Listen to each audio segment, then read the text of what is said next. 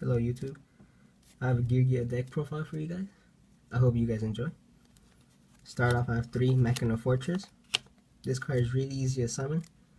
You can special summon this card by discarding machine type monsters that total a level 8 or higher. So you can send him, which is already 7, and any other machine type, and just special summon from your hand or your grave. It's pretty good. Its other effect is, if it's destroyed by battle, you could select one card your opponent controls and destroy it. And its other effect is, if he's targeted by a monster effect that your opponent controls, you can select, well, at random, you can select one card your opponent has in his hand and send it to the grave. It's pretty decent. Next, I have a Redox. All the monsters that I ran in this deck are Earth, so special summon them from the grave pretty easily, and it's a 3000 wall right there. Next up is 3 Machina Gear Frames. I run him in order to search out Machina Fortress, so it just adds some speed to the deck. Next, I have 3 Geargia Armors. This is pretty much a combo starter for the Geargias. You just set them, pass turn. If they attack into it, you flip. He's flipped and he gains his effect. Or if they don't attack into him, you just flip them. Search out Accelerator, special summon Accelerator, and you should be able to get Geargia against X to search out more cards. Then you have Geargia Arsenal. If you don't open up with armor, summon Arsenal, use this effect, special summon armor from your deck, use armor's effect, put him face down, and you're pretty much set. Accelerator, he's really good. You have to run him at 3. What he does is, if you have a Geargia monster on your board, you can just special summon him straight from your hand. In defense position, that's the only thing that's kind of like whack, but other than that, it's really easy to get rank 4s out with him. Next, I run 3 Geargia MK2s.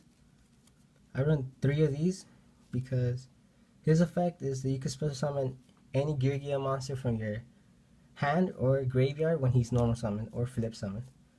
So if you have another Geargiano MK2 or even a Geargiano in your grave, you can special summon him, and that's a rank 3. Or if you have him and you summon him and you have Arsenal in grave, he special summons Arsenal. Arsenal could special summon another monster from your deck, which could be armor or another Geargiano and make a rank 3 or stuff like that. So he's pretty useful because he's pretty much a monster reborn. And I run 2 Geargianos just because of him. Special summon Geargiano from the grave, or his effect could sometimes be useful if you have a level 4 and he's in your hand, so you summon him, use the effect, tribute him, special summon another Geargia from your graveyard that's level 4, and you could exceed. And that's it for the monsters. There's 21, I believe. Next, I have the spells. I run 3 Mystical Space Typhoon. Back row is horrible against this deck because you do not want to run into a Mirror Force.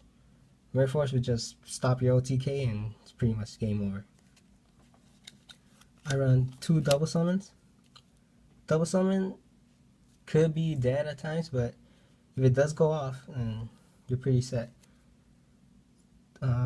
Let's say you have 2 arsenals in hand.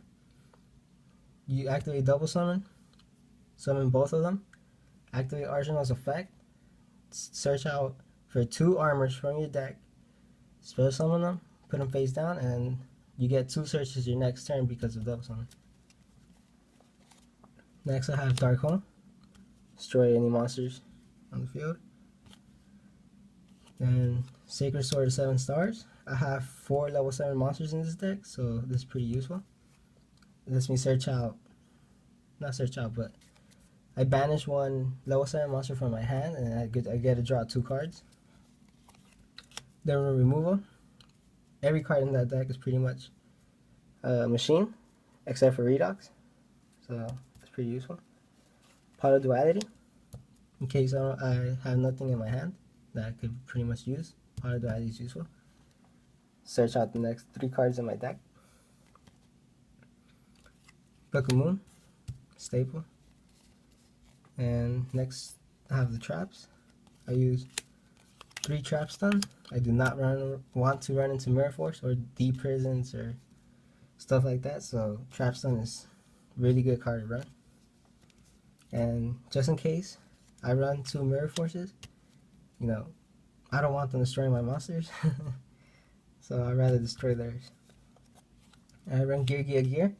I do run three Geargiano Mark IIs and 2 Geargianos. So this is usually a live card when I draw into it. Especially if it's early game. This card is really, really good. What Geargia gear does is that you activate it, special summon 2 Geargiano monsters from your deck, and they become level 4. So that's an instant Xyz right there, rank 4 Xyz. I run 1 Torrential, 1 Compulsory, and 1 Bottomless. And that's 19 spells and traps. And now for the extra deck, I run 1 Draco sack because I have 4 level 7, so it's pretty easy to summon, to be honest. Yeah. And I run 3 Geargia X's. This is the searcher of the deck.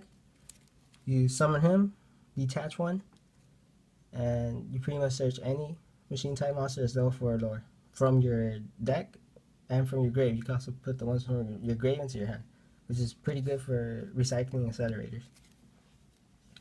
I run 1 Delta Rose because it's pretty easy to spam your board with level 4s, and Delta Rose is a pretty decent rank 4 Xyz. I run 1 to 10 Archduke, and he uses 3 over monsters as Delta Rose, but his effect is once per turn, during either player's turn, you can change the battle position of one of your opponent's monsters. And what's good about that is that flip effects are not activated.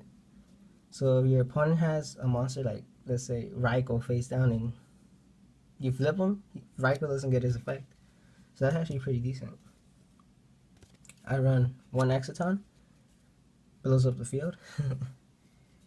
I run a Zenmeister. It's a machine.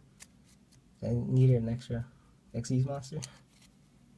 Number 32, Shark Drake. He uses 3 level 4 monsters. If he destroys an opponent's monster, you can detach 1, special summon your opponent's just destroyed monster, and it also loses 1000 attack. And he could attack once more. So you could add in extra damage with him. 1 Diamond Direwolf. You know, since I could summon a lot of level 4s, I could Xyz for a Diamond Direwolf.